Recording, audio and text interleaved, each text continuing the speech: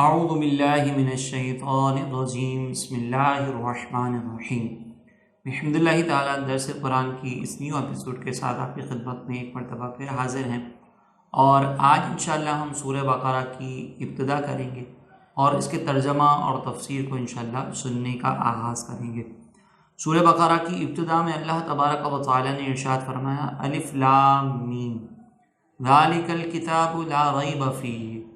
کہ یہ وہ ذیشان کتاب ہے جس میں کوئی شک کی گنجائش نہیں، ہدی للمتقین، اور یہ ہدایت دینے والی ہے متقین کو، ڈر رکھنے والوں کو۔ اس آیت کی یا اس سورت کی ابتدا اللہ تبارک و تعالیٰ نے کچھ حروف سے کی ہے، الف لام میم۔ یہ جو حروف ہیں یہ حروف مقطعات کہلاتے ہیں، اور قرآن مجید کی جو آیات کی کیٹیگریز ہیں ان کیٹیگریز کے اندر یہ متشابہات میں شامل ہوتے ہیں۔ جیسے کہ اللہ تبارک و تعالیٰ نے قرآن مجید کی آیات کے بارے میں ارشاد فرمایا کہ هو الذی انزل علیک الکتاب، کہ وہ رب جس نے آپ پر کتاب کو نازل فرمایا، منہ آیات محکمات، اس کتاب میں کچھ آیات ایسی ہیں جو محکم ہیں، ہن ام الکتاب، یہ آیتیں وہ ہیں جو کتاب کی اصل ہیں، واخر متشابہات، اور دوسری جو ہیں وہ متشابہات ہیں۔ یعنی پہلی کیٹیگری محکمات کی ہے، اور اس محکمات کے بارے میں اللہ رب العزت نے یہ فرمایا کہ کتاب اللہ کی اصل ہے، اور دوسری جو ہیں وہ متشابہات ہیں، اور اس کے بارے میں یہ فرمایا کہ فَأَمَّا الَّذِينَ فِي قُلُوبِهِمْ زَيْغٌ، وہ لوگ کہ جن کے دلوں میں ٹیڑھا پن ہے، کجی ہے، فَيَتَّبِعُونَ مَا تَشَابَهَ مِنْهُ، تو یہ اس کو جاننے کی کوشش کرتے ہیں جو ان سے متشابہ رکھا گیا، جو ان سے چھپا لیا گیا اس کے پیچھے پڑھنے کی کوشش کرتے ہیں، اس کے معنی اور مفہوم میں غور و تفکر کرنے کی کوشش کرتے ہیں۔ تو یہاں پہ اللہ تعالیٰ نے ان لوگوں کی مذمت بیان فرمائی۔ تو معلوم ہوا کہ قرآن مجید کی جو آیات ہیں اس کی دو کیٹیگریز ہیں، ایک محکم کہلاتی ہیں جو قرآن مجید کی اصل ہے، یعنی بہت واضح ہے، محکم کا مطلب ہوتا ہے بالکل واضح آیات، جس کو سمجھنا، جس میں غور و تفکر کرنا بہت آسان ہوتا ہے۔ یہ وہ آیات ہیں کہ جس میں اللہ تبارک و تعالیٰ نے کہیں نصیحت بیان کی ہوتی ہے، کسی کام کی جو برائی ہے اس کے نتیجے کو بیان کیا ہوتا ہے، اور اسی طریقے سے جو بنیادی اسلام کے عقائد ہیں ان کا ذکر کیا ہوتا ہے۔ جیسے مثال کے طور پر اللہ تبارک و تعالیٰ کی توحید ہے، یہ اسلام کا بنیادی عقیدہ ہے، نبی مکرم صلی اللہ علیہ وسلم کی رسالت ہے، یہ اسلام کا بنیادی عقیدہ ہے، مرنے کے بعد دوبارہ زندہ ہونا یہ اسلام کا بنیادی عقیدہ ہے، اسی طریقے سے دیگر عقائد ہیں۔ تو ان کے بارے میں جو بھی آیتیں ہیں جو ان عقائد سے متعلق ہیں، اس میں آپ کو بہت زیادہ غور و تفکر کرنے کے بعد، بہت زیادہ اس میں تدبر کرنے کے بعد نتیجہ نہیں ملے گا، آپ پڑھیں گے اور وضاحت کے ساتھ آپ کو جو ہے وہ نتیجہ حاصل ہو جائے گا۔ جیسے کہ واضح طور پر کیٹیگوریکلی اللہ تعالیٰ نے بیان فرمایا قل هو اللہ احد، اے حبیب آپ کہہ دیجئے کہ وہ اللہ ایک ہے، اللہ الصمد، وہ بے نیاز ہے، لم یلد ولم یولد، نہ اس نے کسی کو پیدا کیا نہ وہ اس کو کسی نے پیدا کیا، وَلَمْ يَكُنْ لَهُ كُفُوًا أَحَدٌ، اور نہ کوئی اس کا ہم پلہ ہے، کوئی اس کا برابر نہیں ہو سکتا۔ اب آپ دیکھیں کہ یہ جو آیات ہیں کتنی وضاحت کے ساتھ اللہ تعالیٰ نے اس میں کلام کر دیا، کتنی وضاحت کے ساتھ اپنی توحید کو بیان فرمایا۔ اسی طریقے سے جب اپنی توحید کو ذکر کیا تو فرمایا لَوْ كَانَ فِيهِمَا آلِهَةٌ إِلَّا اللَّهُ لَفَسَدَتَا، کہ اگر اس زمین اور آسمان میں اللہ کے علاوہ کوئی دوسرا خدا ہوتا تو یہ زمین و آسمان فاسد ہو جاتے۔ اب اس میں کوئی غور و تفکر نہیں کرنا، بہت کیٹیگوریکلی اللہ تعالیٰ نے بیان کر دیا کہ کائنات میں غور و تفکر کرو تمہیں نتیجہ خود بخود مل جائے گا۔ نبی مکرم صلی اللہ علیہ وسلم کی رسالت کی بات آئی، آپ کی خاتمیت کی بات آئی، تو وضاحت کے ساتھ بیان فرما دیا کہ وہ خاتم النبیین ہیں، ولیکن رسول اللہ و خاتم النبیین، کہ یہ محمد کسی کے باپ نہیں ہیں کسی مرد کے، لیکن وہ اللہ کے رسول ہیں اور آخری نبی ہیں۔ یہاں پہ بالکل وضاحت کے ساتھ بیان کر دیا۔ مرنے کے بعد دوبارہ اٹھنے پر جب دلائل دیے گئے تو وہاں پر بھی وضاحت کے ساتھ اللہ نے بیان کیا۔ یہ وہ آیات ہیں جو عقائد سے تعلق رکھتی ہیں اور بالکل واضح ہیں۔ اسی طریقے سے نصیحت کے متعلق ہے، موت سے نصیحت حاصل کرو، جھوٹ بولنے کی مذمت بیان کی گئی، حسد کی مذمت بیان کی گئی، تکبر کے بارے میں بیان کیا گیا۔ یہ وہ آیات تھیں جن سے نصیحت حاصل کرنی ہے، بالکل واضح ہیں۔ احکام کی آیات تھوڑی سی مشکل ہوتی ہیں، جن میں مجتہدین جو ہے وہ غور و تفکر کر کے نتائج نکالتے ہیں، ایک عام آدمی کے لیے ان کا سمجھنا تھوڑا سا مشکل ہوتا ہے۔ اور یہاں پہ قرآن مجید میں اللہ تبارک و تعالیٰ نے انہی آیات کے بارے میں فرمایا کہ ہم نے اس قرآن کو وَلَقَدْ يَسَّرْنَا الْقُرْآنَ لِلذِّكْرِ کہ ہم نے اس قرآن کو نصیحت کے حصول کے لیے بہت آسان کر دیا. فَهَلْ مِن مُدَّكِرٍ تو کوئی ہے جو اس میں غور و تفکر کر کے اس سے نصیحت حاصل کرے. تو یہ بہت آسان ہے نصیحت حاصل کرنے والی آیات، عقائد کو سمجھنے والی آیات. جو احکام سے متعلق ہیں وہ مجتہدین کا چونکہ اس سے تعلق ہوتا ہے، اور اللہ تعالیٰ نے اس کے بارے میں یہ فرمایا کہ فَاسْأَلُوا أَهْلَ الذِّكْرِ إِن كُنتُمْ لَا تَعْلَمُونَ اگر تم نہیں جانتے تو اہل علم سے سوال کرو. تو اس میں پھر جو ہے وہ اہل علم آپ کو غور و تفکر کر کے بتائیں گے ان آیات کے بارے میں، اور آپ نے اس پر عمل کرنا ہے. یہ ساری کی ساری کیٹیگری ہے یہ محکمات کی کہلاتی ہے. اور دوسری ہے متشابہات. متشابہات اس کے معنی اور مفہوم تک ایک عام آدمی کو رسائی نہیں مل سکتی، اور اس کی بھی دو کیٹیگریز ہیں. ایک تو متشابہ کی وہ کیٹیگری ہے کہ جس کے معنی کو سمجھنا ہی ہمارے لیے ممکن نہیں ہے، جیسے کہ یہاں پہ الف لام میم فرمایا. اب اس کے کیا معنی ہے، کیا مفہوم ہے، اس میں اللہ کی کیا مراد ہے، کیا حکم دیا جا رہا ہے، کچھ بھی نہیں معلوم. تو یہ والی آیات جو کہلاتی ہیں یا یہ جو متشابہات کی کیٹیگری ہے یہ حروف مقطعات کہلاتے ہیں کہ جن کے معنی اور مفہوم کو ہم سمجھ نہیں پاتے. اور دوسری متشابہ کی کیٹیگری وہ ہے کہ جس کا ترجمہ تو ہمارے لیے کرنا ممکن ہے، مگر جب ہم وہ ترجمہ کرتے ہیں تو وہ اللہ تبارک و تعالیٰ کی شان نہیں ہوتا. ہم اس ترجمے کو اللہ تبارک و تعالیٰ کی طرف منسوب نہیں کر سکتے. جیسے کہ مثال کے طور پر اللہ تعالیٰ نے فرمایا کہ فَأَيْنَمَا تُوَلُّوا فَثَمَّ وَجْهُ اللَّهِ کہ تم کہیں پر بھی رخ کرو تو وہاں پہ اللہ تبارک و تعالیٰ کا وجہ تمہاری طرف ہوگا، وہاں پہ تم اللہ کے چہرے کو پاؤ گے. اب لفظ وجہ کا ترجمہ جو ہے وہ چہرہ ہی بنتا ہے، لیکن اگر ہم اللہ کے چہرے کی بات کریں تو یہ پاسبل نہیں ہے کہ اللہ تبارک و تعالیٰ کا ایک انسانوں کی طرح چہرہ ہو. تو یہاں پہ لفظ وجہ سے اللہ کی کیا مراد ہے ہمیں نہیں معلوم. ہم اس پر عقیدہ رکھتے ہیں کہ اللہ تعالیٰ نے جو یہ ارشاد فرمایا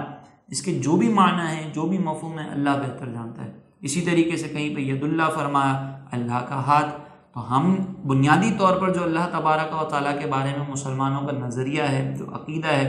اس کے مطابق اللہ تبارک و تعالیٰ کا جسم نہیں ہے. اللہ تعالیٰ جسم و جسمانیت سے پاک ہے، لیکن یہاں پر اللہ کے وجہ کی بات ہو رہی ہے، ساق کی بات ہو رہی ہے، ید کی بات ہو رہی ہے. تو اس کا کیا معنی مفہوم ہے ہم نہیں سمجھ سکتے. اسی لیے علماء نے متشابہات کے بارے میں یہ ارشاد فرمایا کہ ہم اس پر غور و تفکر نہیں کریں گے، ہم بس یہ ایمان رکھیں گے کہ اس میں جو بھی اللہ تبارک و تعالیٰ کی مراد ہے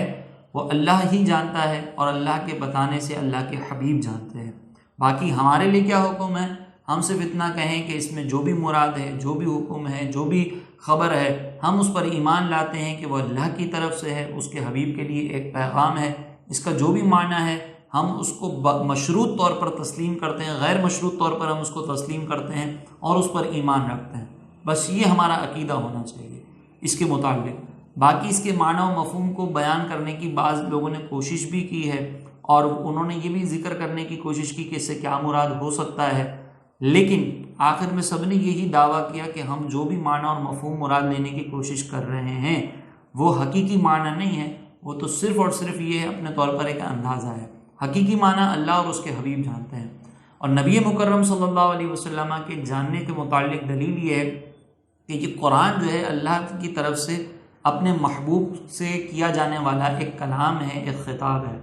اور اگر اللہ تبارک و تعالیٰ کی حکمت کا تقاضا دیکھا جائے تو یہ نہیں ہو سکتا کہ ایک حکیم ذات اپنے محبوب سے کلام کرے اور ایسے انداز سے کلام کرے کہ اس محبوب کو سمجھ ہی نہ آئے. اور اس پر پھر دوسری ایک حدیث مبارکہ بھی ہے کہ جب جبریل امین سرکار علیہ السلام کی بارگاہ میں اور سرکار کی بارگاہ میں عرض کر کے کہنے لگے کہ الف، تو سرکار علیہ السلام نے فرمایا کہ میں نے جان لیا.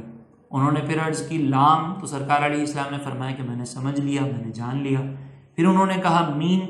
تو سرکار علیہ السلام نے فرمایا کہ میں نے جان لیا. تو اس کا مطلب یہ ہے کہ اللہ تبارک و تعالیٰ نے سرکار علیہ السلام کو جو پیغام دیا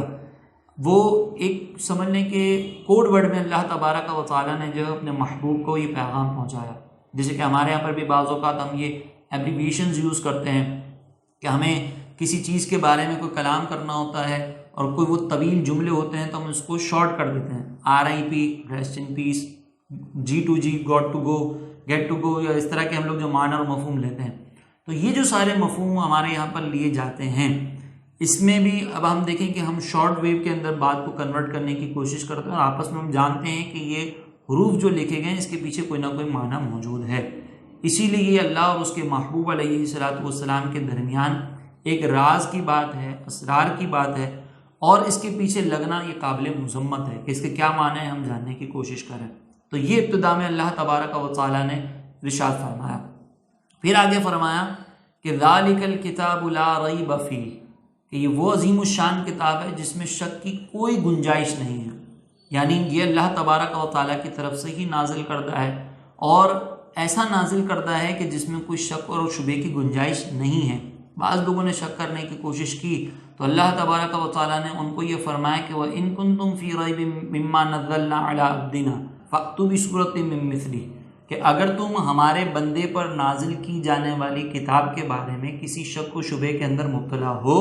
تو جاؤ اور اس کی مثل ایک صورت لے کر آؤ۔ ایک اور مقام پر اللہ تبارک و تعالیٰ نے اس پوری کتاب کو لا کر اس پوری کتاب کی مثل لانے کا چیلنج بھی فرمایا، کہیں پر اس کی ایک آیت کو لانے کا چیلنج فرمایا، لیکن کوئی بھی اس چیلنج کو قبول نہیں کر سکا، کیونکہ یہ اللہ تبارک و تعالیٰ کی طرف سے نازل کردہ ایک ایسی کتاب ہے جس میں کوئی شک نہیں ہو سکتا۔ اور اس پر کیا دلیل ہے؟ تو خود اللہ تبارک و تعالیٰ نے ایک مقام پر یہ ارشاد فرمایا افلا یتدبرون القرآن،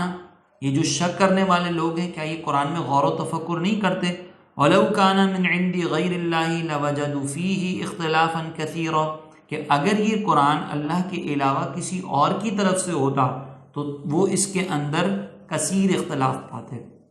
آپ دیکھیں کہ بہت سارے جو گفتگو کرنے والے لوگ ہوتے ہیں یا کتابیں لکھنے والے ہوتے ہیں، اور وہ کتاب کو جب لکھ رہے ہوتے ہیں تو ان کی کتابوں کے اندر بعض اوقات ہمیں ٹکراؤ محسوس ہوتا ہے۔ ایک جگہ پر وہ کوئی دوسری بات کر رہے ہوتے ہیں، دوسری جگہ پر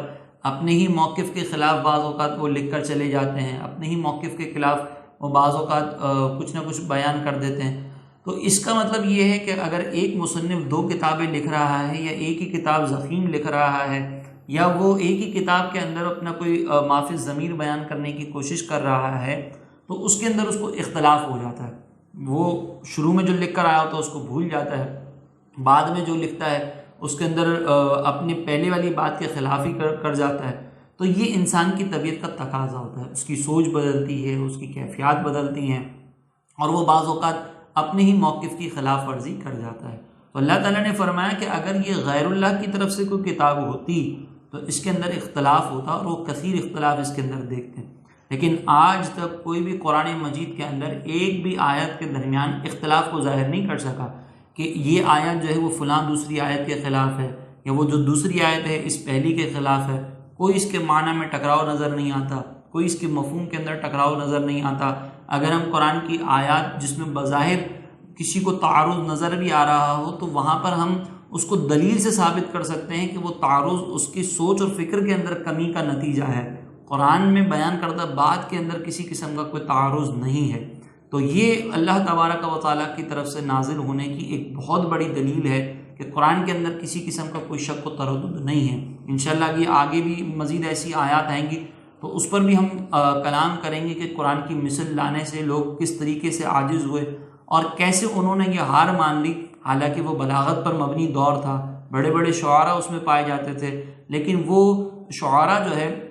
قرآن مجید کی مثل لانے سے عاجز ہو گئے اور اس بات کو تسلیم کر لیا کہ یہ کتاب جو ہے اللہ کے علاوہ کسی اور کی طرف سے نہیں ہو سکتی، اور خاص طور پر کسی ایسی شخصیت کی طرف سے تو بالکل بھی نہیں ہو سکتی کہ جس شخصیت نے کسی دنیاوی استاد کے سامنے کبھی زانو تلمس طے نہ کیا ہو۔ تو اسی لیے اللہ تبارک و تعالیٰ نے یہاں پر بڑی وضاحت کے ساتھ یہ بات بیان کر دی کہ یہ جو کتاب تم پڑھنے جا رہے ہو، اس سے جو تم ہدایت حاصل کرنے جا رہے ہو، تو یہ ذہن میں رکھنا کہ بالکل کانفیڈنٹ رہو کہ اس کتاب میں کسی قسم کا کوئی شک نہیں ہے، کوئی تردد نہیں ہے۔ اس میں جو بات بیان کی گئی ہے اگر وہ فیوچر کی بات ہے تو وہ ہو کر رہے گی، اگر وہ ماضی کی بات ہے تو جا کے تحقیق کر لو، اس ماضی کی بات کے اندر کسی قسم کا تمہیں کوئی جھوٹ نہیں ملے گا۔ اور اگر وہ تمہارے تجربات کی بات ہے کہ تم تجربہ کرنا چاہتے ہو اس بات کو ثابت کرنے کے لیے، تو جا کے تجربہ کر لو، تمہارے تجربات کے نتائج ہو سکتا ہے کئی سو سالوں کے بعد تمہیں ملیں اور وہ اس بات کو ثابت کر دیں کہ جو دعویٰ قرآن میں کیا گیا ہے اس دعوے کے اندر کسی قسم کا کوئی شک نہیں تھا، کوئی تردد نہیں تھا، اور ہم نے اپنے تجربات کے ذریعے اس کو جان لیا۔ اسی لیے آج تک ہم دیکھتے ہیں کہ قرآن مجید جیسی کوئی دوسری کتاب اس دنیا میں معرض وجود میں نہیں آئی۔ لوگوں نے کوشش بہت کی تھی کہ ہم اس کی مثل لا کر دکھائیں، لیکن وہ اس سے عاجز رہے۔ انشاءاللہ ہم اگلی آیات پر اور اگلے جو مضامین ہیں اس پر ہم ضرور کلام کریں گے، لیکن اگلے ایپیسوڈ میں تب تک کے لیے ہمیں اجازت عطا فرمائیں۔ وما علینا الا البلاغ المبین۔